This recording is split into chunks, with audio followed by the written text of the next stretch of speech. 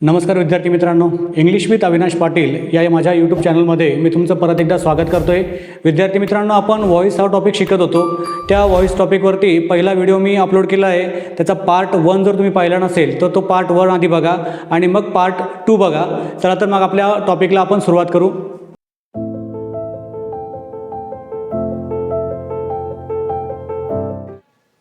बघा, शेवटचं जे लेक्चर होतं आपलं किंवा पहिल्या पार्टमध्ये आपण प्रेझेंट पास्ट कंटिन्युअस टेन्स या वाक्यातलं किंवा हे जे या प्रकारमधलं जे ॲक्टिव्ह व्हॉईस असतं त्या ॲक्टिव्ह व्हॉईसचं पॅसिव्ह व्हॉईस कसं बनवायचं हे आपण त्या ठिकाणी शिकलेलो आहोत. आता पुढचा टेन्स आपल्याला बघायचा आहे. पुढच्या टेन्समधले जे काही वाक्य असतील ॲक्टिव्ह व्हॉईसची ती पॅसिव्हमध्ये कशी बनवायची ही आपल्याला या ठिकाणी पाहिजे. बघा, मग present perfect tense. Present perfect tense म्हणजे काय? पूर्ण वर्तमान काळ. मग या पूर्ण वर्तमान काळातलं जे ॲक्टिव्हचं स्ट्रक्चर असतं ते असतं subject plus has plus subject have आणि हॅज यांना सपोर्टिंग वर्ब म्हणतो आपण. त्यानंतर क्रियापदाला V3 आणि शेवटी ऑब्जेक्ट. आता याचं जर पॅसिव्ह आपल्याला बनवायचं असेल तर आधीच्या व्हिडिओमध्ये आपण शिकलो आहे म्हणून म्हणतो आहे तो व्हिडिओ आधी तुम्ही बघा आणि मग तुम्हाला या ठिकाणी मी नेमकं काय शिकवतो आहे हे तुम्हाला कळेल. म्हणून पार्ट 1चा व्हिडिओ आधी बघा आणि मग पार्ट 2चा व्हिडिओ तुम्ही बघा. तर आधी आपण ऑब्जेक्ट घेतो. ऑब्जेक्टला अनुसरून ऑब्जेक्ट जर सब्जेक्टप्रमाणे सब्जेक्ट नेमका आता काय असेल त्यानुसार आपल्याला हॅज घ्यायचा आहे आणि सब्जेक्ट आय, वी, यू आणि दे यांच्यापैकी असेल तर आपल्याला हॅव घ्यायचं आहे. सब्जेक्ट जर ही, शी, इट, मुलाचं नाव, मुलीचं नाव किंवा कुठल्याही वस्तूचं नाव जर असेल सिंग्युलर तर त्या ठिकाणी आपल्याला हॅज घ्यायचं आहे. आता हे जर तुम्हाला कळत नसेल हॅव कुठं वापरायचा, हॅज कुठं वापरायचा तर मी टेन्सवरती व्हिडिओ बनवलेले आहेत. ते व्हिडिओ तुम्ही नक्की बघा म्हणजे जेणेकरून तुम्हाला कळेल सब्जेक्ट नंतर हॅज केव्हा घेतात, हॅव केव्हा घेतात, विल हॅव केव्हा वापरतात, हॅड केव्हा वापरतात हे तुम्हाला टेन्स आल्याशिवाय कळणार नाही. म्हणून तुम्ही टेन्सचे व्हिडिओ आधी बघा आणि मग या व्हिडिओकडे या. आणि जर ते व्हिडिओ आधी बघितलेले असतील तर हा टॉपिक तुम्हाला 100% समजेल. बघा, मग त्यानंतर बीन घ्यायचा आहे. त्यानंतर V3 आणि ऑब्जेक्ट हा जो पार्ट आहे तो प्रत्येक पॅसिव्ह स्ट्रक्चरमध्ये सेम राहतो. बघा, मग याच्यानुसार आपल्याला आता वाक्यरचना बनवायची आहे. शी हॅज रिटन अ लेटर. तिने पत्र लिहिलेलं आहे. मराठीमध्ये अर्थ काय होतो? शी हॅज रिटन अ लेटर. तिने पत्र लिहिलेलं आहे. मग आता बघा, या ठिकाणी अ लेटर सिंग्युलर आहे म्हणून आपल्याला या ठिकाणी काय घ्यावं लागेल? हॅज घ्यावा लागेल. अ लेटर हॅज पुढे बीन. स्ट्रक्चरप्रमाणे आपल्याला जायचं आहे. स्ट्रक्चर जसं असेल तसं आपल्याला वाक्य बनवायचं आहे. A letter has bin. V3 काय येईल? राईट, रोट, रिटर्न. आता बघा, या काळामध्ये तुम्हाला V3 लक्षात ठेवण्याची गरज नाही कारण की V3 ऑलरेडी दिलेला असतो. हा जो V3 दिलेला आहे तो या ठिकाणी ऑलरेडी दिलेला आहे. तुम्हाला फक्त वाक्य योग्य रीतीने बनवता यायला पाहिजे. A letter has been written by her. मुलीचं नाव राहिलं असतं तर बाय निशा, बाय सीमा असं आलं असतं. पुढे आहे he has completed the work. त्याने काम पूर्ण केलेलं आहे. या ठिकाणी ऑब्जेक्ट आहे. द वर्क सिंग्युलर आहे. हॅज बीन कम्प्लिटेड कोण आहे? By him. काम त्याच्याकडून पूर्ण करण्यात आलं आहे. बघा, त्याने काम पूर्ण केलेलं आहे. काम त्याच्याकडून पूर्ण करण्यात आलेलं आहे. या पद्धतीने they have clean the room. The room has येईल. The room has been. Been घ्यायचाच. त्यानंतर क्रियापदाचं तिसरं रूप. The room has been cleaned by them. अशा पद्धतीने वाक्य तुम्हाला बनवायचे. We have won the match. The match singular आहे म्हणून आपल्याला हॅज घ्यावा लागेल. नाऊन आहे. The match has been won by us. Won by us. अशा पद्धतीने वाक्यरचना यायला पाहिजे. The teacher has checked check papers. आता या ठिकाणी बघा पेपर्स. आता पेपर्स जरी नाऊन असलं तरी ते प्लुरल आहे म्हणून या ठिकाणी आपल्याला हॅव घ्यावा लागेल. काय घ्यावा लागेल? हॅव. या ठिकाणी आपण हॅज घेतलेला आहे पण या ठिकाणी प्लुरल नाऊन आलेले म्हणून आपण आपल्याला त्या ठिकाणी हॅव घ्यावा लागेल. Papers have been checked. Papers have been checked by the teacher. By the teacher. बघा मग अशा पद्धतीने तुम्हाला प्रेझेंट परफेक्ट टेन्समधलं जे ॲक्टिव्ह व्हॉईसचं वाक्य असेल ते तुम्हाला पॅसिव्हमध्ये त्याच टेन्समध्ये कसं बनवायचं हे तुम्ही या ठिकाणी शिकलेला आहात. अशा पद्धतीने वाक्य तुम्हाला बनवता यायला पाहिजे. वाक्य नीट बघा. जर तुम्हाला हे समजत नसेल तर वाक्य सुरुवातीपासून मी जेव्हा सांगितलं आहे तिथून बघायला सुरुवात करा, म्हणजे तुम्हाला कळेल. आणि हे जर तुम्हाला कळत नसेल किंवा तुम्हाला टेन्सचा प्रॉब्लेम येत असेल तर टेन्सवरचे व्हिडिओ तुम्ही नक्की बघा. तुम्हाला 100% त्या ठिकाणी फायदा होईल. मराठी इंग्रजी वाक्याचा तुम्हाला अर्थ कळेल, वाक्य नेमकं कुठल्या काळातलं आहे हे सुद्धा तुम्हाला समजेल. म्हणून टेन्सचे व्हिडिओ तुम्ही 100% किंवा बघितलेच पाहिजे अशी मी तुम्हाला विनंती करतो. ठीक आहे, पुढे बघू. पुढे आहे पास्ट परफेक्ट टेन्स. पुढे आहे पास्ट परफेक्ट टेन्समधलं जे ॲक्टिव्हचं वाक्य असेल ते पॅसिव्हमध्ये कसं करायचं हे आपल्याला बघायचं आहे या ठिकाणी. पास्ट परफेक्ट टेन्स म्हणजे पूर्ण भूतकाळ. त्याचं रचना आहे ॲक्टिव्हची. सब्जेक्ट येतो, त्यानंतर हॅड येतो. सब्जेक्ट काही असू दे, आपल्याला काय वापरायचं आहे, हॅडच वापरतो, V3 आणि मग ऑब्जेक्ट. आता या ठिकाणी पॅसिव्ह करताना ऑब्जेक्ट आधी घ्यायचा, त्यानंतर तुम्हाला हॅड बीन वापरायचं आहे. ऑब्जेक्ट सिंग्युलर असला किंवा प्लुरल असला तरी तुम्हाला हॅडच घ्यायचा आहे, त्याच्यानंतर बी आणि पुढचं जे स्ट्रक्चर आहे ते ॲज इट इज तुम्हाला फॉलो करायचं आहे. शी हॅड रिटन अ लेटर. या ठिकाणी बघा अ लेटर आपल्याला माहीत आहे ऑब्जेक्ट सिंग्युलर असला किंवा प्लुरल असला तरी आपल्याला हॅड बीन घ्यायचा आहे. A letter had been, verb काय ऑलरेडी व्हर्ब दिलेलं आहे V3 मध्ये, रिटन बाय हर. इथे व्हर्ब ऑलरेडी V3 असतं. प्रेझेंट परफेक्ट टेन्स असेल, पास्ट परफेक्ट टेन्स असेल किंवा फ्युचर परफेक्ट टेन्स असेल, याच्यामध्ये क्रियापदाचं तिसरं रूप वापरलेलं असतं. त्यामुळे आपल्याला तिसरं रूप शोधायची गरज नाही. He had finished the work. The work object आहे ते आपण इथं घेतो. द वर्क हॅड बीन काय आहे, फिनिश दिलेलं आहे तिथं V3, फिनिश्ड बाय हिम. या पद्धतीने हा काळ बनवायला सोपा आहे. They had clean the room. त्यांनी रूम साफ केलेला होता. The room had been cleaned by them. Subject बघून घ्यायचा काय आहे आणि मग त्यानंतर बाय नंतर तो वापरायचा. The room had been cleaned by them. खोली त्यांच्याकडनं साफ करण्यात आली होती. खोली त्यांच्याकडनं साफ करण्यात आलेली होती असं त्याचा अर्थ होतो. We had won the match. Subject आहे द मॅच. काय येईल पुढे तर तुम्हाला समजलं असेल. Had been, the match had been won by us. सोपं वाक्य होतं. पुढचं आहे the teacher had explain the lesson. आता हे वाक्य तुम्हाला बनवायचं आहे. हे वाक्य काही मी आता करून देणार नाही. हे वाक्य तुम्हाला बनवायचे. The teacher had explain the lesson. शिक्षकांनी जो काही लेसन असेल तो त्याचं स्पष्टीकरण दिलेलं आहे. शिक्षकांनी धड्याचं किंवा पाठाचं स्पष्टीकरण दिलेलं आहे. मग त्याचं मराठीमध्ये कसं होईल, धड्याचं स्पष्टीकरण शिक्षकांकडून दिलं गेलेलं होतं हे लक्षात ठेवा. या पद्धतीने शेवटचं वाक्य तुम्ही बनवा. पुढं जाऊ आपण. फ्युचर परफेक्ट टेन्सचं वाक्य आधी बनवू. सारखं याच्यामध्ये काही बदल नाही आहे. सेम आपण मागे जो काळ बघितला त्याचप्रमाणे आहे. मग सिम्पल फ्युचरमधलं जर आपण ॲक्टिव्हचं जर स्ट्रक्चर बघितलं तर ते आहे सब्जेक्ट, नंतर विल येतो, नंतर हॅव येतो, V3 असतो ना ऑब्जेक्ट असतो. याचं पॅसिव्ह करताना ऑब्जेक्ट आधी घ्यायचा, विल हॅव सोबत बीन घ्यायचा. ऑब्जेक्ट सिंग्युलर असला प्लुरल असला तरी तुम्हाला विल हॅव बीन ही जी रचना आहे हीच घ्यायची. V3 बायस सब्जेक्ट काय असेल ना ते ॲज इट इज घ्यायचे. बघा 1-2 वाक्य बनवून दाखवतो, बाकीचे वाक्य तुम्ही बनवा. ठीक आहे, 2 वाक्य बनवून दाखवतो, बाकीचे वाक्य तुम्ही बनवा. या ठिकाणची she will have written a letter. मग काय येईल, सोपा काळ या. अ लेटर या ठिकाणी will have been. A letter will have been. बघा ॲज इट इज घेतलं आहे मी. A letter will have been काय आहे, रिटन बाय हर. या पद्धतीने एकदम सोपं आहे. सब्जेक्ट ऑब्जेक्ट द्यायचा आहे, त्यानंतर विल हॅव बीन V3 हे तुम्हाला या ठिकाणी दिलेलं आहे.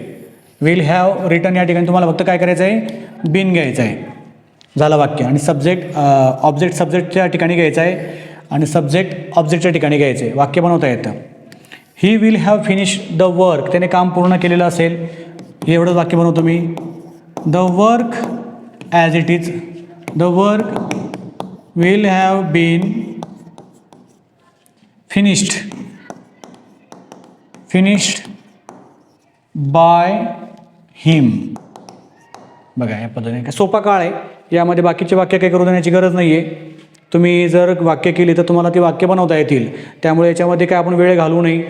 दे will have clean the room, we will have won the match, the teacher will have explain the lesson, शिक्षकांनी जो लेसन आहे तो एक्सप्लेन केलेला असेल. ही वाक्य तुम्ही बनवा. मी ज्या पद्धतीने वरची वाक्य बनवली त्या पद्धतीने तुम्हाला ही तिघं वाक्य बनवायची. तुम्हाला वाक्य बनवता यायला पाहिजे, सोपं आहे. ॲक्टिव्हचं पॅसिव्ह करायला हा काळ सोपा आहे, म्हणून ही वाक्य तुम्ही करा. पुढच्या पार्टकडे आपण जाऊ. आता बघा या ठिकाणी महत्त्वाची सूचना आहे किंवा लक्षात ठेवण्यासारखी गोष्ट आहे, ती आहे present perfect continuous tense. Present perfect continuous tense, past perfect continuous tense, future continuous tense, future perfect continuous tense यावरील काळांचे पॅसिव्ह व्हॉईस होत नाही. परीक्षेला जर तुम्हाला हे काळांवरचे पॅसिव्ह व्हॉईस विचारले गेले तर त्याचे पॅसिव्ह व्हॉईस होत नाही, यापैकी नाही असं ते उत्तर त्या ठिकाणी तुम्हाला सिलेक्ट करायचं आहे. लक्षात घ्या, present perfect continuous tense, past perfect continuous tense, future continuous tense, future perfect continuous tense यावरील काळांचे पॅसिव्ह व्हॉईस होत नाही, ही गोष्ट लक्षात ठेवा. पुढं बघू. आता बघा या ठिकाणी बऱ्याच वेळा अशी काही वाक्य येतात ज्यामध्ये दोन ऑब्जेक्ट असतात. अशी काही वाक्य येतात ज्यामध्ये दोन ऑब्जेक्ट असतात. मग बघा मग डायरेक्ट ऑब्जेक्ट म्हणजे काय आणि इनडायरेक्ट ऑब्जेक्ट म्हणजे काय ते आपल्याला बघायचं आहे. आता बघा हे वाक्य या ठिकाणी, he gave a book to me, he gave a book to me. या ठिकाणी जर पाहिलं, हे जे मी आहे, हे मी ते काय आहे, इनडायरेक्ट ऑब्जेक्ट आहे. काय आहे, इनडायरेक्ट ऑब्जेक्ट. आणि हे जी बुक आहे ती बुक आहे डायरेक्ट ऑब्जेक्ट. हे लक्षात घ्या. एका वाक्यात जर दोन ऑब्जेक्ट दिलेले असतील मग ऑब्जेक्ट आधी कुठलं घ्यायचं, हा प्रश्न तुम्हाला बऱ्याच वेळा पडतो, बरोबर आहे की नाही. बुक घ्यायचं की मी घ्यायचं, हे आपल्याला बऱ्याच वेळा प्रश्न पडतो, म्हणून हे पण शिकून घेऊ आपण. मी एक आहे, इनडायरेक्ट ऑब्जेक्ट आहे, आणि हे जे बुक असतं किंवा वस्तूचं नाव असेल, थोडक्यात वस्तूचं जे नाव असतं ते डायरेक्ट ऑब्जेक्ट असतं, आणि जे प्रोनाऊन असेल किंवा नाऊन असेल ते इनडायरेक्ट ऑब्जेक्ट असं, लक्षात घ्या. त्या ठिकाणी बघा, शी टॉट इंग्लिश टू द स्टुडंट्स. आता या ठिकाणी द स्टुडंट्स आहे ते इनडायरेक्ट ऑब्जेक्ट आहे आणि इंग्लिश जे आहे ते डायरेक्ट ऑब्जेक्ट आहे, लक्षात घ्या. I sent a message to my friend, मी माझ्या मित्राला मेसेज पाठवला. यामध्ये माय फ्रेंड जे आहे ते इनडायरेक्ट ऑब्जेक्ट आहे आणि अ मॅसेज हे जे आहे ते डायरेक्ट ऑब्जेक्ट आहे. या गोष्टी लक्षात ठेवा. म्हणजे डायरेक्ट ऑब्जेक्ट कुठलं आणि इनडायरेक्ट ऑब्जेक्ट कुठलं हे सुद्धा तुम्हाला माहीत असणं गरजेचं आहे. आता एक गोष्ट लक्षात ठेवण्यासाठी येते काय आहे, इनडायरेक्ट ऑब्जेक्ट, सब्जेक्ट हा प्रकार जास्त नैसर्गिक. म्हणजे ज्या वाक्यामध्ये इनडायरेक्ट ऑब्जेक्ट जे असतं ते जे काही ऑब्जेक्ट असेल त्याचा उपयोग आपण वाक्य सुरुवातीला बनवताना करावा लागतो पॅसिव्हमध्ये. आलं का लक्षात. म्हणजे इनडायरेक्ट ऑब्जेक्ट घेऊनच आपल्याला वाक्य बनवावं लागतं. म्हणजे या पद्धतीने आपल्याला वाक्य बनवता येतं किंवा बनवायला पाहिजे. आता डायरेक्ट ऑब्जेक्ट जे असतं, सब्जेक्ट करताना टू आणि फॉरचा वापर करतात. म्हणजे जे काही डायरेक्ट ऑब्जेक्ट असेल या पद्धतीचं त्या ठिकाणी आपल्याला टू आणि फॉरचा वापर करायचा आहे. म्हणजे वाक्य बनवताना टू आणि फॉर त्या ठिकाणी वापरावाच लागेल. ती वाक्य आपण पुढे बघणार आहोत. बघू बरं. एवढं फक्त लक्षात ठेवा, डायरेक्ट ऑब्जेक्ट म्हणजे काय आणि इनडायरेक्ट ऑब्जेक्ट म्हणजे काय हे तुम्हाला माहीत असणं गरजेचं आहे. पुढे जाऊ. आता बघा या ठिकाणी हे वाक्य आहे, या वाक्यांचं आपण ॲक्टिव्हचे वाक्य आहेत, आपल्याला पॅसिव्हमध्ये बनवायचे. आता बघा, he gave a book to me, he gave a book to me. आता तुम्हाला प्रश्न पडला असेल, आता आपण आतापर्यंत शिकलो आहे, ऑब्जेक्ट आधी घेतो, त्यानंतर सपोर्टिंग वर्ब जे असेल ते घेतो, त्यानंतर V3 घेतो आणि शेवटी बाय नंतर सब्जेक्ट जो काही असेल तो आपण त्या ठिकाणी लिहितो. मग आता इकडे बघा, हे वाक्य आपल्याला दोन प्रकारे करता येईल. पहिला प्रकार बघा, या ठिकाणी आपल्याला इनडायरेक्ट ऑब्जेक्ट जे आहे ते आपल्याला सब्जेक्ट म्हणून वापरायचं आहे किंवा ऑब्जेक्ट म्हणून घ्यायचं आहे. मग आता मीचं काय होईल, आय करायचं. बघा मीचं काय होतं, आय होतं. या ठिकाणी सिम्पल पास्ट आहे म्हणून आपल्याला वॉज आणि वेअर. मग सब्जेक्ट जर सिंग्युलर असेल तर वॉज घ्यायचा, सब्जेक्ट जर प्लुरल असेल तर आपल्याला वेअर घ्यावा लागेल. आता आय आहे, सिंग्युलर आहे, मग काय येईल, आय वॉज. गेवचं काय होईल, third form given. I was given a book, बघा, बाय हिम. अशा पद्धतीने I was given a book, मला पुस्तक दिलं गेलं, कोणाकडून, बाय हिम, त्याच्याकडून. आता या ठिकाणी आपण इनडायरेक्ट जो ऑब्जेक्ट आहे तो सब्जेक्ट म्हणून यूज केलेला आहे. आता या ठिकाणी अ बुक हे जे डायरेक्ट ऑब्जेक्ट आहे ते घेऊन वाक्य बनवायचे. मग बघू बरं, अ बुक वॉज असं येईल. बुक सिंग्युलर आहे म्हणून वॉज घेतला.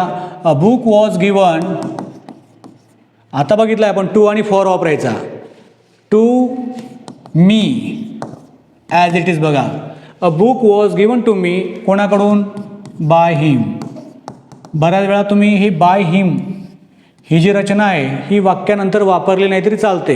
म्हणजे स्पोकन इंग्लिशमध्ये बाय हिम असं वापरत नाही. आय वॉज कॉल्ड, मला बोलवण्यात आलं, कोणाकडनं बोलवण्यात आलं हे आपण सांगत नाही, फक्त आय वॉज कॉल्ड, मला बोलवण्यात आलं होतं, या पद्धतीने. परत वाक्य बघू असंच. शी टॉट इंग्लिश टू द स्टुडंट्स. यामध्ये इंग्लिश हे जे आहे ते डायरेक्ट सब्जेक्ट आहे आणि टू द स्टुडंट्स आहे हे इनडायरेक्ट सब्जेक्ट आहे. दोघं इंग्लिश हे ऑब्जेक्ट आहे, डायरेक्ट ऑब्जेक्ट आहे, आणि द स्टुडंट्स हे जे आहे ते इनडायरेक्ट ऑब्जेक्ट आहे. लक्षात घ्या, थोडंसं कन्फ्यूज होतं सब्जेक्ट आणि ऑब्जेक्टमध्ये, समजून घ्या. बघा मग आता या ठिकाणी द स्टुडंट्स इनडायरेक्ट ऑब्जेक्ट जे आहे, द स्टुडंट, त्याला घेऊन वाक्य बनवू आपण. द स्टुडंट्स या ठिकाणी वाक्य कुठल्या काळातलं आहे, भूतकाळातलं आहे, म्हणून स्टुडंट्स प्लुरल आहे म्हणून वेअर घ्यावा लागेल. द स्टुडंट्स वेअर टीच टॉट टॉट. द स्टुडंट्स वेअर टॉट. द स्टुडंट्स वेअर टॉट इंग्लिश, कोणाकडून, बाय हर. विद्यार्थ्यांना तिच्याकडून इंग्लिश शिकवण्यात आलं. विद्यार्थ्यांना इंग्लिश तिच्याकडनं शिकवण्यात आलं, असं ते वाक्य होतं मराठीमध्ये. मग आता आपल्याला इंग्लिश घ्यायचं आहे ऑब्जेक्ट. बघा थोडं कन्फ्युजन आहे, पण ते समजून घेणं गरजेचं आहे. कारण की हे जर आपण समजून घेतलं नाही, अशा प्रकारचं वाक्य जर आपल्याला परीक्षेमध्ये आलं तर त्या ठिकाणी आपल्याला 1 मार्क जाण्याची शक्यता आहे. म्हणून समजून घ्या. आणि हे समजून घेण्यासाठी तुम्हाला टेन्स येणं गरजेचं आहे. बऱ्याचदा असं म्हणतात की ग्रामर येण्यासाठी टेन्स नाही जरी आले तरी काही फरक पडत नाही, पण टेन्स तुम्हाला यायलाच हवेत, त्याशिवाय वाक्याचा अर्थ आपल्याला कळत नाही. आता आपण या ठिकाणी इनडायरेक्ट ऑब्जेक्ट घेतलेले आहे, आता डायरेक्ट ऑब्जेक्ट घेऊ या ठिकाणी. मग इंग्लिश, सिम्पल पाचचं वाक्य, इंग्लिश वॉज टॉट. Subject helping verb V3. English was टॉट टू द स्टुडंट्स, टू घ्यायचाच, टू द स्टुडंट्स बाय, कोण आहे, हर. इंग्लिश विद्यार्थ्यांना तिच्याकडून शिकवण्यात आली, अशा प्रकारचं वाक्य आहे. आता या ठिकाणी ही जी 2 वाक्य आहेत, ही 2 वाक्य तुम्ही करा. तुम्हाला 2 वाक्य येतात का ते बघा. बरं ठीक आहे, एक वाक्य मी करून देतो. या ठिकाणी सब्जेक्ट आहे, अ मॅसेज हा डायरेक्ट ऑब्जेक्ट आहे, माय फ्रेंड हा इनडायरेक्ट ऑब्जेक्ट आहे. लक्षात घ्या, मी तो तुम्हाला सांगून देतो. फक्त सब्जेक्ट आहे. या ठिकाणी अ बायसिकल हे डायरेक्ट ऑब्जेक्ट आहे आणि मी हे इनडायरेक्ट ऑब्जेक्ट आहे. या दोघं ऑब्जेक्टला वापरून तुम्हाला या पद्धतीने वाक्य बनवायचे आहेत. मी जशी वाक्य बनवली तशी तुम्हाला या ऑब्जेक्टला वापरून, मॅसेज आणि माय फ्रेंड यांना वापरून तुम्हाला वाक्य बनवायची. त्याच पद्धतीने बायसिकल आणि मी हे जे 2 ऑब्जेक्ट आहेत, डायरेक्ट आणि इनडायरेक्ट, यांना बनवून 2 प्रकारचे वाक्य तुम्हाला बनवता यायला पाहिजे. आणि ही जर वाक्य तुम्हाला बनवता आली तर तुम्हाला म्हणजे हा टॉपिक समजला असं मी समजेल. ही वाक्य तुम्हाला बनवता आली तर ती कमेंटमध्ये लिहा. जर तुमचं काही चुकलं असेल तर त्या ठिकाणी मी करेक्शन करेल. पण वाक्य जर तुम्हाला बनवता आली तर तुम्ही कमेंट बॉक्समध्ये ही वाक्य लिहायला विसरू नका. दोघं पद्धतीची लिहा. डायरेक्ट ऑब्जेक्ट वापरून लिहा, इनडायरेक्ट ऑब्जेक्ट वापरून लिहा. कमेंट बॉक्समध्ये लिहायला विसरू नका. व्हिडिओ जर तुम्हाला आवडला असेल तर व्हिडिओला लाईक करा, शेअर करा आणि माझं चॅनल जर तुम्ही अजून सबस्क्राईब केलं नसेल तर ते 100% सबस्क्राईब करायला विसरू नका. लगेच सबस्क्राईब करा. बघा अजूनही बऱ्याच विद्यार्थ्यांनी किंवा मुलांनी किंवा जे व्हिडिओ बघतायत त्यांनी अजूनही चॅनल सबस्क्राईब केलेलं नाही आहे. चॅनल आधी सबस्क्राईब करा बरं. बघा थँक्यू. ज्यांनी चॅनल सबस्क्राईब केलं त्यांचे मी आभार मानतो. ज्यांनी केलं नसेल त्यांनी पण करून घ्या. बघा पुढं जाऊ आपण. आता या ठिकाणी मॉडल ऑक्झिलरी जे वर्ब असतात त्यांचं ॲक्टिव्हचं पॅसिव्ह कसं करायचं ते आपण या ठिकाणी बघू. सोपा टॉपिक आहे, लक्ष द्या. आता बघा या ठिकाणी पॅसिव्ह ऑफ मॉडल वर्ब्स. आता मॉडल वर्ब्स तुम्हाला माहीत असणं गरजेचं आहे. कॅन असेल, कुड असेल, शाल असेल, शूड असेल, मस्ट असेल, या पद्धतीचे. मग सब्जेक्ट असतो. ॲक्टिव्हचं रचना आपण बघू. सब्जेक्ट असतो, मॉडल वर्ब असेल, त्यानंतर क्रियापदाचं पहिलं रूप त्याला आपण बेस फॉर्म म्हणतो आणि ऑब्जेक्ट असतो. त्या पद्धतीने. मग बघा त्याची पॅसिव्ह रचना कशी होते. ऑब्जेक्ट आधी घ्यायचा, हा जो ऑब्जेक्ट असेल तो आधी घ्यायचा, मॉडल वर्ब जो असेल तो ॲज इट इज ठेवायचा, त्याच्यानंतर मात्र आपल्याला बी वापरायचं आहे. कॅन असेल तर कॅन बी होईल, शूड असेल तर शूड बी होईल, या पद्धतीने. त्यानंतर V3 घ्यायचा आणि V3 नंतर बाय सब्जेक्ट. बाय नंतर आपल्याला जो सब्जेक्ट असेल तो त्या ठिकाणी लिहायचा आहे. आता बघा वाक्य बनवू. He can do the work. तो काम करू शकतो. त्याचा अर्थ मराठीमध्ये बघा, तो काम करू शकतो. मग याचं पॅसिव्ह कसं होईल. ऑब्जेक्ट आहे याच्यामध्ये द वर्क, ते आधी घेऊ. The work. मॉडेल वर्क काय आहे कॅन, तो तसाच घेऊ.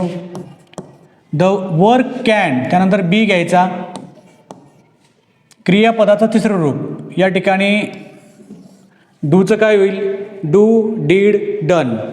The work can be done. पुढे बाय. ऑब्जेक्ट काय, सब्जेक्ट काय या ठिकाणी ही.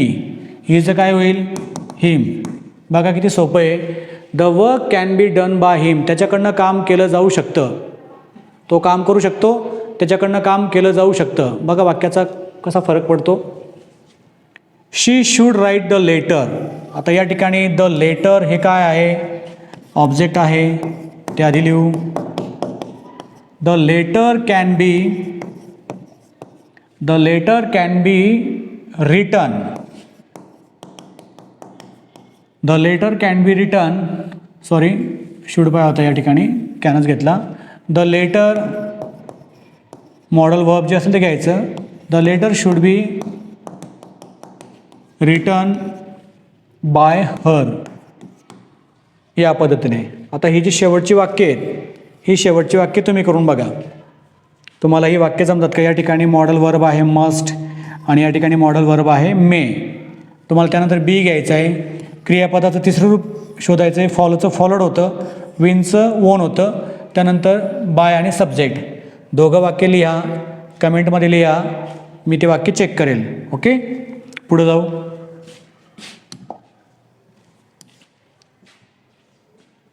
आता बघा या ठिकाणी कमांडचं वाक्य कसे बनतात ते आपण बघू.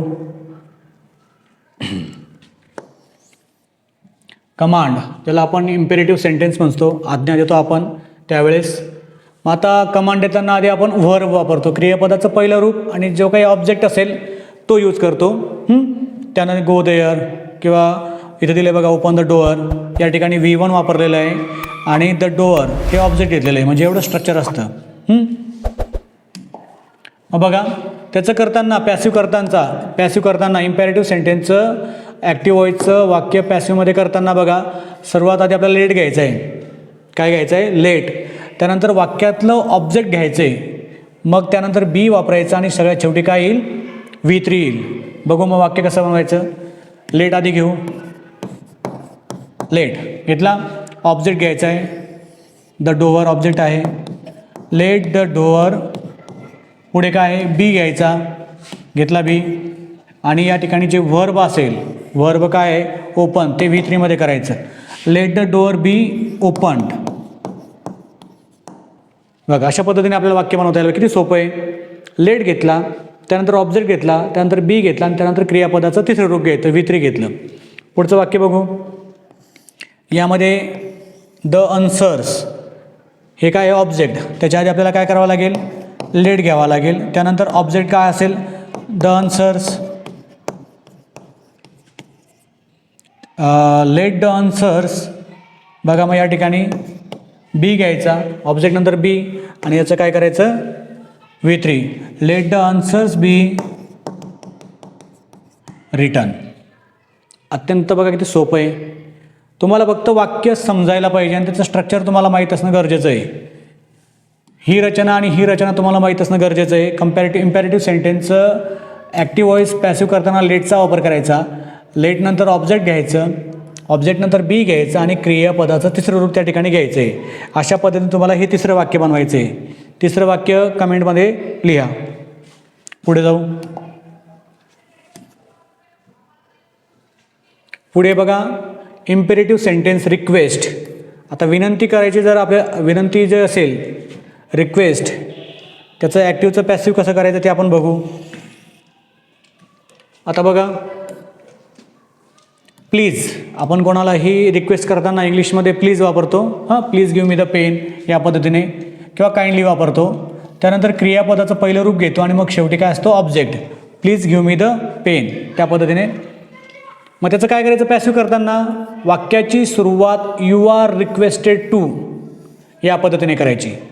यू आर रिक्वेस्टेड टू म्हणजे ज्या ठिकाणी रिक्वेस्ट असेल तेव्हा, प्लीज काइंडली असं म्हणतो ना आपण, मग त्यावेळेस त्या वाक्याचं पॅसिव्ह करताना, ॲक्टिव्हचं पॅसिव्ह करताना आपल्याला काय करावं लागेल, वाक्याची सुरुवात यू आर रिक्वेस्टेड टू, क्रियापदाचं पहिलं रूप आणि मग ऑब्जेक्ट. बघू बरं या ठिकाणी, please open the door, please open the door या ठिकाणी प्लीज आलेला आहे, V1 आहे आणि ऑब्जेक्ट आहे, बरोबर. मग आता वाक्याची सुरुवात कशी होईल, you are requested, you are requested to, V1 काय आहे, open the door as it is घ्यायचं आहे. You are requested to open the door. तसंच इथं काइंडली आलं आहे तरी आपल्याला यू आरच घ्यायचं आहे. You are requested to submit the form, object घ्यायचा. बघा अशा पद्धतीने. मग तुम्ही प्लीज कीप द सायलेन्स असेल, हे वाक्य असेल. मग या पद्धतीने तुम्हाला हे वाक्य बनवता यायला पाहिजे. हे जे वाक्य या ठिकाणी दिलेलं आहे हे दोघंही प्रकारचे वाक्य तुम्हाला बनवता यायला पाहिजे. वाक्य जर बनवली तर ती कमेंट बॉक्समध्ये लिहा. त्याच पद्धतीने please do not make noise. मग या वाक्याची रचना किंवा हे वाक्य पॅसिव्हमध्ये कसं बनेल, हे वाक्य पॅसिव्हमध्ये कसं बनेल हे तुम्हाला कमेंट बॉक्समध्ये लिहायचं आहे. हे दोन वाक्य आणि हे जे वाक्य आहे आत्ता आपण पॉझिटिव्ह सेंटेन्सचं पॅसिव्ह व्हॉईस केलेलं आहे. त्याच पद्धतीने आता निगेटिव्ह सेंटेन्स आहे, ॲक्टिव्हमधलं निगेटिव्ह सेंटेन्स याचं पॅसिव्ह कसं बनवायचं हे तुम्हाला कमेंट बॉक्समध्ये लिहायचं आहे. बघू बरं कोण कोण बरोबर लिहितं. ठीक आहे, हा टॉपिक जर तुम्हाला कळाला असेल तर पुढे जाऊ. बघा मग या ठिकाणी आपण सुरुवातीला बघितलं होतं पार्ट 1मध्ये जेव्हा आपण सुरुवात केली तेव्हा ही वाक्य तुम्हाला येतात का असा प्रश्न मी तुम्हाला विचारला होता. मग आता जर तुम्हाला ही वाक्य जमत असतील तर तुमचं ॲक्टिव्ह व्हॉईस पॅसिव्ह व्हॉईस हा जो टॉपिक आहे तो क्लिअर झाला असं समजा. आणि ही जर वाक्य तुम्हाला अजूनही बनवता येत नसतील तर तुम्हाला ही जी दोन्ही व्हिडिओ आहेत पार्ट 1 आणि पार्ट 2 ही दोघंही व्हिडिओ परत पाहण्याची गरज आहे आणि तो परत बघा. मग अशा पद्धतीने आपण ॲक्टिव्ह व्हॉईस किंवा व्हॉईस हा जो टॉपिक आहे तो या 2 व्हिडिओमध्ये आपण शिकलेलो आहोत. माझे व्हिडिओ जर तुम्हाला आवडत असतील तर त्यांना लाईक करा. माझं चॅनल जर तुम्ही अजून सबस्क्राईब केलं नसेल तर चॅनल सबस्क्राईब करा आणि हे जे व्हिडिओ आहेत हे व्हिडिओ तुमच्या मित्रांपर्यंत पोचवा. ठीक आहे, थँक्यू.